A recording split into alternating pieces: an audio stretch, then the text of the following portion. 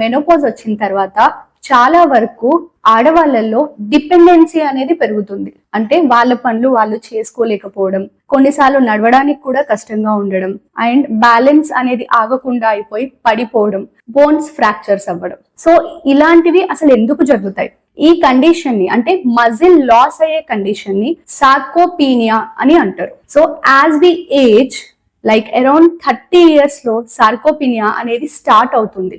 స్లోగా కండరాలు అనేవి పోతూ ఉంటాయి మన బాడీలో నుంచి. అండ్ 60 years వచ్చేసరికి అది యాక్సిలరేట్ అవుతుంది. 30 years లో 1% లాస్ పర్ ఇయర్ ఉండేది కాస్త 60 years లో around 3% of body muscle mass అనేది పర్ ఇయర్ కి పోతూ ఉంటుంది. సో ఇలా అవ్వకుండా ఉండాలి, హెల్దీ లైఫ్ స్టైల్ అనేది ఉండాలి, క్వాలిటీ ఆఫ్ లైఫ్ అనేది బాగుండాలి అంటే మనం ఏం చేయాలి? సో ఫస్ట్ థింగ్ వచ్చేసి ప్రోటీన్ ఇంటేక్ అనేది పెంచుకోవాలి.